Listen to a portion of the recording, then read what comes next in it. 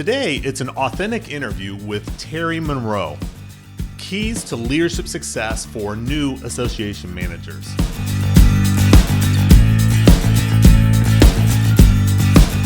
Do you have a new manager who is realizing that managing their team is different from what they thought that it would be? Going from manager to leader is simple, but it's not easy. The Authentic Leader Show is the podcast for leaders of managers as they transform their new managers into authentic leaders of teams. If you work with new managers, or maybe perhaps you're even a new manager yourself, my passion is in helping new managers in their transformation to authentic leaders of high-performing teams. On April 25th through 26th, 2024, I'm hosting the next New Leader Lab for Managers workshop. It's a 2-day workshop specifically designed for new managers. The workshop provides the tools, systems, and frameworks new managers need in their transformation to leadership. Check out newleaderlab.com to learn about the workbook that's included, the personalized 90-day leadership plan, and the small group experience. Check out newleaderlab.com today. I'm excited to share my interview with Terry Monroe. I think you'll enjoy this conversation with Terry, who is an executive director for the Virginia Society of Association Executives, also called VSAE. He's also the president of Association Management Services with Eisenman and Associates. I'm presenting at the March VSAE morning seminar and association lunch. We'll talk about this program later in this episode.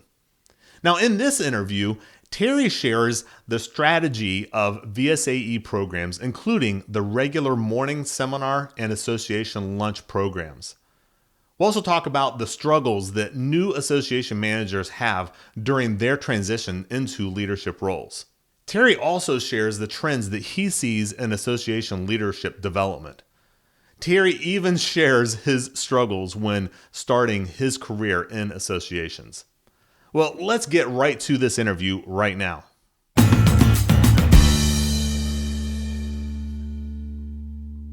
Today, we welcome a certified association executive, or also called CAE, with 25 plus years of association management experience working with state, national, and even international associations. He's the executive director for the Virginia Society of Association Executives and president of Association Management Services with Eisenman and Associates. It's Terry Monroe. Welcome, Terry. Chris, good to see you. Good to see you as well. I'm very excited about this conversation. We've got a lot to talk about in a short amount of time. So rather than waste any time, let's just dive right in and talk about VSAE. VSAE is the Virginia Society of Association Executives, and I think of it as an association for associations. How do you describe VSAE? Well, it is, and it's interesting when you tell people what you do for a living and you say you're the executive director for an association of associations, they always give you a strange look like you're kidding, right? Yeah. But really, what VSA is really what makes it special is it's a community. I know all associations will say that. I know when I was interviewing for my job, they said, well, VSA is different. We're really about community. And you think, well, every association is, but it is really special. I have to say that VSA is a very welcoming community. You see this when we have people come to the conferences for the first time who've never been to a VSA event. In the evaluations afterwards, they say welcoming. People were just accepting. It's like there's no cliques really at VSAE. And so it really is a community that supports one another of association professionals.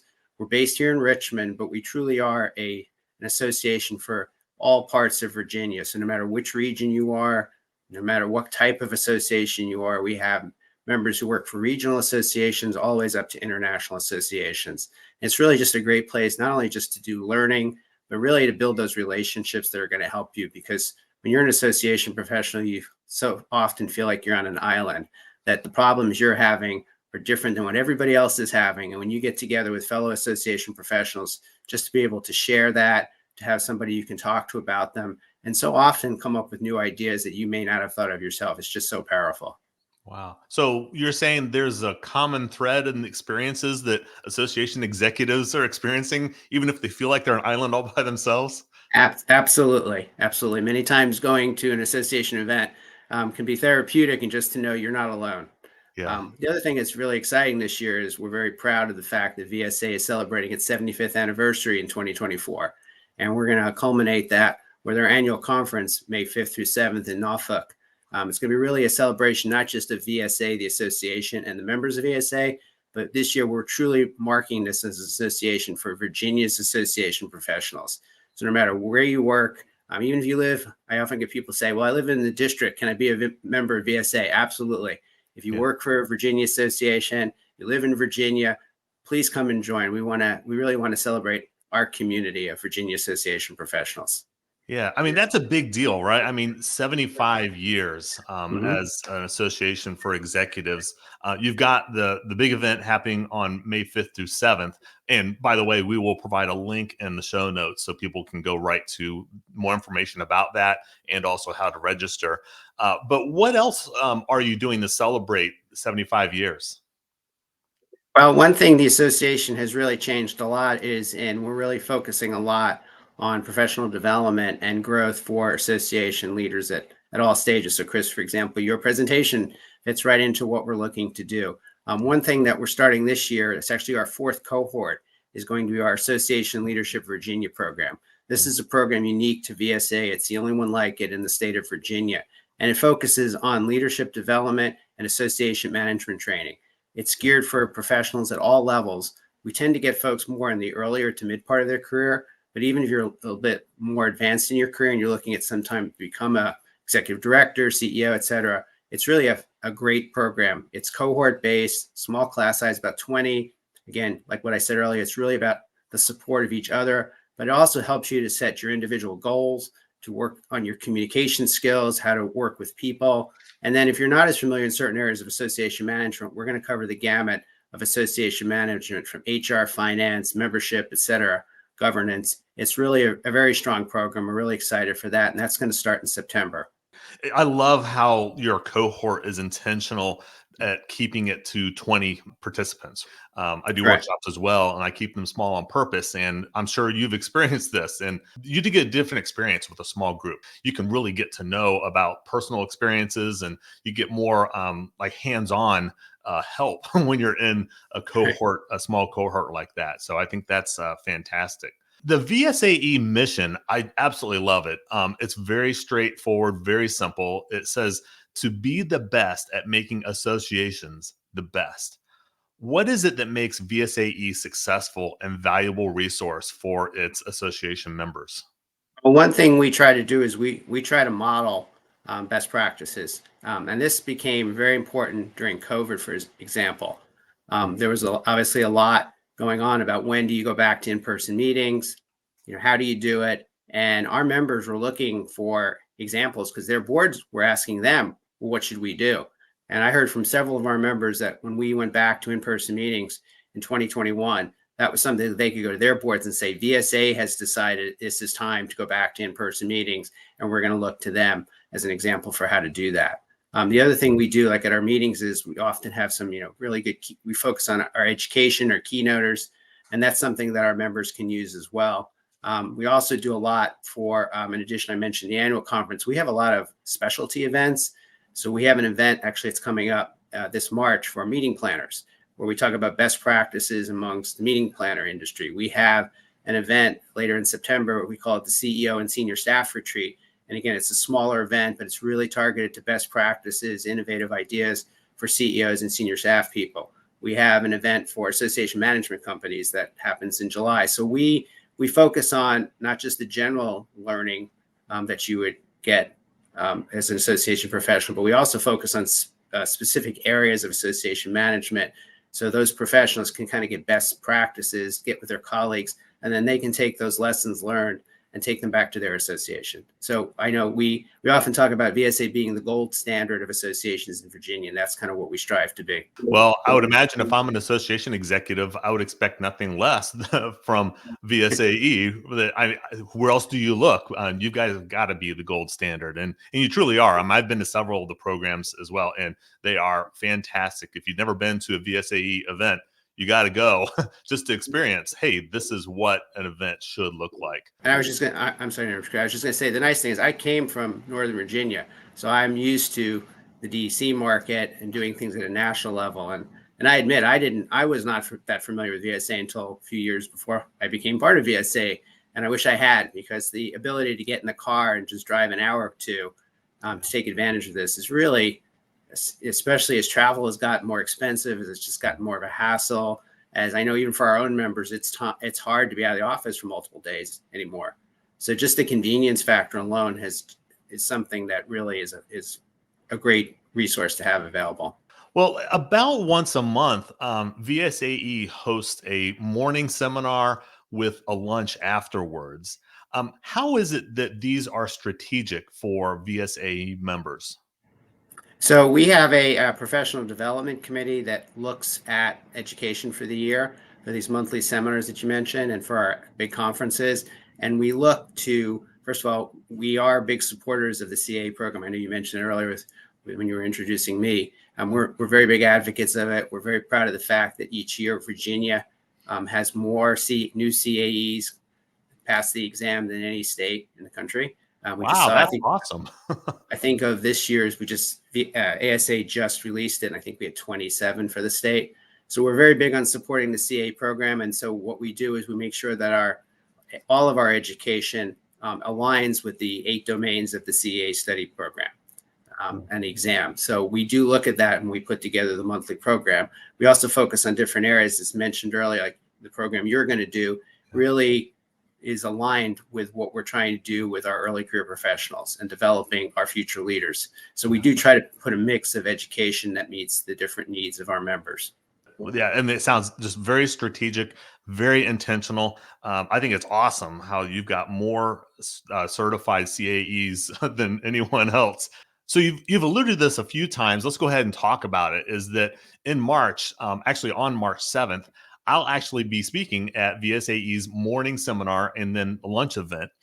And what I'll be talking about there are the keys to leadership success for new association managers. What are some of the biggest challenges that you see new association managers face as they're transitioning into a higher level leadership role? Communication and teamwork is the biggest thing. You see oftentimes that you have subject matter experts who often are used to working on their own and with their own responsibilities. And when you become a manager, it's that interpersonal communications. And I will say, in fairness, new managers, we see this right up to CEOs and executive directors. It's just a common theme. If we do programs on communication skills, they're always in high demand. And so that is a big thing, where holding others accountable, understanding you shouldn't do everything yourself, relying on others to do things, mentoring and communication are really skills that are things that for new managers are so important. You make a good point about asking for help. I think it's one of the most powerful phrases that leaders can ask for help, because your team is waiting to help you, right? That's the reason that they're there at all. But I also appreciate your point about communication specifically. I tell you, I don't know that I've met a leader yet who has said that they have completely mastered communication and they are the best at communicating. And we're all getting better. We're at different levels of the spectrum, maybe, of effectiveness. But that's something where I think all of us can continue to improve, is definitely communication. Now, shifting a little bit, what, in your experience, what are you finding are some of the common traits or behaviors that you've observed in high potential association staff members, as they've been identified as maybe future managers in their associations? I think you have individuals who, first of all, are very open to change. Very, very important. They're willing to kind of ask, why not? Why not? Why can't we do things? And, one of the things, we hear so often, and is a challenge, especially when you are newer to your any job, is you come in and somebody says, well, we've always done it this way. And to kind of say, well, why not do it another way? Why not? Is just that curiosity, that looking to say, how can we make it better? Certainly individuals who are really good at relationships with others. You can see people and you can see team members who others respect, who look up to them, who, that just honesty and integrity, and they follow through on their commitments. Those are individuals that you look at them and you say, these are people who can be future leaders of the organization. You mentioned about building strong relationships. How have strong working relationships across teams contributed to the positive outcomes for VSAE associations? In other words, like the focus of making sure that you have strong relationships. What are some of the benefits and the positive outcomes for making sure those strong relationships exist? Well, I certainly within VSA we have seen that we have a lot of working groups. We have a board that actually works very well together, very supportive, very much looking ahead to the future. Again, asking the questions, why can't we do things? Why are we not looking to do things differently? And that camaraderie, that willingness to hear other points of view, that willingness to be open to other points of view is just really what helps a lot in terms of having strong teams. And also the other thing, as I said, holding others accountable is very, very important. If you trust one another, if you support one another, and look, we're all going to have times where we're struggling, and being able to be vulnerable and say, look, I need help, and for others to not judge you, but to actually say, we'll pitch in and help you. That's just what makes for success. That people look at it, it's really the success of the project and the success of the service to the customer or the member is what really is at the end of the day the most important thing, not what did I do? What about me? Why aren't I getting all the glory? That's good. I'm also very big on the accountability part there. I find holding people accountable is easier if you set that up ahead of time, making it clear that, hey, we have expectations and I'm going to hold you accountable to these. And don't be surprised as I ask you some follow up questions. What trends or challenges do you see impacting leadership development in general within association management? Well, I think you're seeing, first of all, change in the fact that a lot of people who have been around associations are retiring, and then there's a question of succession planning. So you're seeing people come in, and maybe they don't have those folks around them who've been around the organization for a while and can mentor them. So that's a challenge. I think the other big challenge they're having is just there's been so much change these last few years. There was research recently, an article that just came out about talking about associations really focused on long-term resiliency. And I think resiliency is such a good word of just where we all are right now. I mean, first we all obviously went through COVID, and that was a dramatic, hopefully once in a century change for everybody. Then right after that, we went through inflation and everything that's going on. We're going through workplace changes. We're going through industry changes right now with technology, et cetera. And we see this with our own members. We have some members whose industries look nothing like what they did 5 years ago. And they're just wondering, what does our business model even look like anymore, both in terms of what their members do and also how do they serve their members. So being a leader right now, it's hard because you may not walk into a situation where it's like, here's the template, just kind of follow it. You walk in and it's like, okay, you're walking in and basically everything's changed. And that is a lot to deal with. Now, the good thing about that is it also gives you opportunity. And we saw that during COVID, where associations say, well, we would never consider doing X. And then all of a sudden, in those first few months during COVID, they threw the playbook out and just said, whatever it takes. And they found that, wow, we probably could have done this years ago, but we were afraid to do it. And during COVID, you did what you had to do. So there is certainly opportunity. And those associations that are agile and open and willing to be flexible will succeed. But it's tough. It's tough to be a leader right now because you do something and 6 months later, your world is completely different. Going back to the seminar on March the 7th, which of course we'll have a briefer version of it at lunchtime. But in the morning seminar, I'll be sharing how to create new experiences for future managers as they're raising up through the ranks. Also developing trust and increasing engagement amongst the team, shifting decision-making to increase autonomous action. What aspects of the seminar do you think particularly resonate with the needs of association managers? I think all those points you made are spot on. Again, I think, we talked about it earlier, the need to be able to delegate, trust, and understand that you as the manager are responsible, but it doesn't mean you need to do it. And that is a big change where you're having to rely on others to do the task, explain to them, help guide them, but not necessarily do it yourself. That is hard. And then just being able to have open conversations, like you said earlier, about accountability. It's hard because a lot of times these people were your friends when you were just, you were the staff person, like they were same level. Now all of a sudden you're the manager and somebody's reporting to you, and you may be good friends with them, but you may also have to have difficult conversations, honest conversations with them about things that need to be done. And some people are not comfortable doing that, and they kind of just sweep it under the rug. So those are really, I think, things that are very important for success. Also understanding where everybody fits in the greater organization. You had mentioned earlier, I work with Eisenman Associates. We're an association management company, and we certainly manage associations, but we also have lots of other clients. And we have to remember that we're all part of Eisenman and Associates. At times we say, well, I work for this association. You do, but you also work for the company as well. And so where do you fit into the bigger picture? Not just, well, I did my job. It's like, but the success is based on the total outcome, not just alone what you did.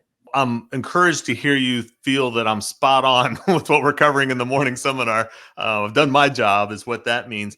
But I also no pressure now. No pressure now, Chris. No well, pressure. there should be pressure, right? People should come expecting, have high expectations, and they should be receiving those high expectations. I also appreciate you talking about delegation, because we will talk about that as well in the morning session, and really understanding the difference between being responsible for work getting done versus being accountable for getting work done, and how that relates to delegation. It's very important managers understand and know the difference. Now, if you could go back in time, what do you wish you would have known as a brand new association manager? I wish I would have known. That is a great question. Well, when I got into associations way back in the day, I came in as an SME. So my job at the time was government relations work. I'd come from the government and started with that, and it would have helped to know more about associations in total and understanding all the different components of it. It was one of those learned by just time and job. So went from doing government relations work to all of a sudden wanted to do something different. Next thing I knew, I was running meetings and events. I had no experience running meetings and events, and did that. And then I was doing membership, had no experience doing that when I first got into it. And so kind of the career morphed over time as like, here, do this. And it would have helped to have had more of the basic understanding and some basic training of the different components of associations and how it all fits together. That's not uncommon at all, especially for new staff members who are involved in associations. Any tip or trick for those who are brand new in association management? Here's what Terry Monroe did to be successful when he had no experience with membership relations. What is it that really made you successful when you realized and recognized you had no experience and maybe no training either? To be given these responsibilities meant somebody believed I could do it, number one. And then I had colleagues who were smarter than I was, who knew how to do it. And you really made the magic happen. So really, that is so important. But I would say, and I know we've talked about this with the other state societies, there's really, there's not a lot of people who go into college or anywhere and say, I want to be an association executive someday. Very few. And so it is different getting into that. And most people say, I didn't plan to be an association professional. So, but really, again, being open to putting yourself out there. The good thing about associations is most associations are smaller staff.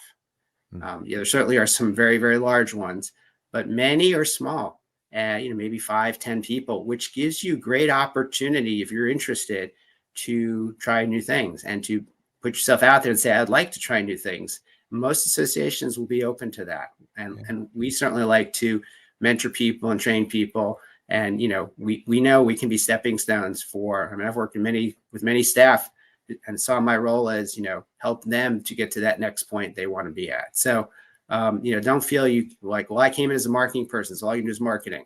If you're interested in doing other things, let it be known. As we kind of come to a close of our conversation today, a couple of questions I like to ask many times in my podcast is that, of course, I follow you on LinkedIn. I have for years, and I've seen you share some of the books that you've read on LinkedIn. Do you have a book that maybe you found to be maybe most influential for you in your career development? So I love historical fiction. I can't get enough of those. Just generally that genre I love. In terms of just thinking back in my career, and this is going way, way back. I don't know if some folks may not be as familiar with this book, but back in the day, The 7 Habits by Stephen Covey. That book at the time was very, very powerful. And actually, some of the things we've talked about here, begin with the end in mind, seek first to understand. I mean, many of those things are timeless in terms of, just good advice. You think about it, begin with the end in mind. You talk about today with agile organizations and design thinking and all these things. It's really talking about what does your customer want? What, before you start trying to meet their needs, do you even understand what those are? Seek first to understand. Again, we talked about effective communications. Those are just timeless. And so I know at the time when I read that book, I thought it was very powerful, and it's a great one even today to go back and look at because the lessons still apply. I could not agree more. I'm so glad that you brought that book up. I tell you, many times in my workshops and training programs, I'll mention that book and I'll ask the audience, who's read that book or who's even heard of the book. And I'm finding less and less people who have even heard of it. As a matter of fact, I was just having a conversation with my daughter last week, and she said that she got a gift of a book from someone, and it's this book called The 7 Habits of Highly Effective People. She wanted to know if I'd ever heard of it. I'm like, well, of course I've heard of it. I actually had a chance to meet him and have a conversation with him one time. Perhaps you and I will talk about that story. Yes, I believe one year he spoke at ASAE and the room was packed. Yeah. I have never seen a room this crowded. Amazing person. Yep. Yeah, no doubt. Now we're showing our age, Chris. We certainly are. That's our generation. Well, Stephen Covey will tell you that what is in that book is not rocket science. And as a matter of fact, he didn't even make them up. But these are principles that have stood the test of time over centuries and centuries. So it is very important, even if you don't read the book, make sure that you understand those 7 principles, because they will apply to your career for the rest of your career, and actually to your life. I'm sure you would agree with that, Terry. So if you've not read it or don't plan on reading it, make sure you at least know those principles, because they are spot on for sure. I was just going to say, after I was thinking about the other one that I would mention, I don't remember the one, it was the one Doris Goodwin Curran's book about Lincoln. And the thing that's just, I would say, relevant here is the idea that don't just listen to people who agree with you. It's important to have those around you, especially when you get up to the executive level. You need to have people around you who will tell you things you don't want to hear. Because if you don't, that's potentially how you can get yourself in trouble. Number one, if bad things are going to happen, you need to be aware of it beforehand, so it doesn't become a big thing. And conversely, also, you need to get just different points of view, because you may be going down a wrong path anyway. And you just need to have that circle of those around you and your management team who can be honest and direct with you and just tell you what's going on. So important. It's very easy as an executive to get kind of sheltered around them, or people are afraid to tell you things. It's a good measure, actually, of a healthy team who can disagree. As a matter of fact, I believe that it is the leader's responsibility to own creating that culture where we can disagree. And we want to encourage that disagreement, because if you don't have disagreement, you can't see other perspectives. One last question for you, Terry, is what does it mean for a leader to be authentic? It means to be willing to show yourself when, again, show your vulnerabilities, be honest when you don't know things. It also means to be, when you make a mistake, admit it. Sometimes the pride can get in the way, or you're like, well, I'm the boss, so I don't need to do that. Also, just letting people know who you are as a person is very, very important. Not just, certainly we spend a lot of time at work. No doubt about it. But also just show people who you really are, be compassionate to people, care about them and what their lives are. We try to make a point about we have lives outside. We just had our Eisenman Associate Staff Retreat just this past weekend, and we had our significant others were all there, and that's just so important because those people are part of who I am as a professional, who everybody is as a professional, and it's just great for everybody to see who you are when you're not in your work environment all the time, or see who's the other people who are important in your lives. For a leader to make a mistake and not acknowledge it can really erode their effectiveness as a leader. Because if you made a mistake, we all know it. And you can add to your credibility as a leader by just coming clean and saying, I made a mistake. I'm going to do better next time. Here's what I learned. It doesn't have to be a big deal, but don't pretend like you didn't make a mistake. Because again, Well, and to that point, we'll say to staff, it's okay to make mistakes. Now, learn from them and don't keep making those mistakes. But the right. reality is, we're all going to make mistakes. Yeah. It's going to happen. And the other thing I think that's very important as a leader is that you have the back of your team. Mm-hmm. So I always say to my staff, if you got a member who's getting in your face, or you have an issue or something, you need the support. That's that you send it to me, and I'll do. I will do that part. But it's important they feel that they're not on an island. Terry, thank you for sharing your perspective and your stories with us today. I think it was tremendously valuable. I want to let everybody listening to this podcast know that VSAE also has a terrific podcast itself. It's called VSAE Connections, and I've listened to several of them, and they are absolutely terrific. So I encourage people to check out that podcast as well. I'm very excited to lead the morning seminar coming up on March the 7th. And it will be an interactive experience. I'll be providing all the materials and even some exercises that association managers can take back to their teams. Now, what's the best way for our audience to learn more about VSAE and the program on March the 7th? So you can go to our website, vsa.org. You can also go to vsa.org /calendar, which we have a list of all of our programs coming up. Also, one thing about the program we're doing on March 7th, it will be available virtually as well. So if you are unable to make it to Richmond, please participate virtually as well. Yeah, that's a great point. Thanks for pointing that out. Registration is open now for VSAE members and even non-members. And there are even 1.5 CSAE credits that are available for attending. Correct. Registration, it'll close on Monday, March the 4th at noon, but do not wait until then, because if it fills up, it fills up. So it's very important you register as soon as you're able to attend. Additional information can be found about your annual conference at vsae.org/annual. You can also get more information on LinkedIn from Terry. Follow him at Terry Monroe and the number 1. I imagine with a common-ish name, you've got to differentiate with the number 1 at the end there. And then just general information, like you mentioned, Terry, vsae.org is the best place to find just all information about what's happening and how VSAE runs from the website there. Thanks for joining us today. We look forward to seeing you on March 7th.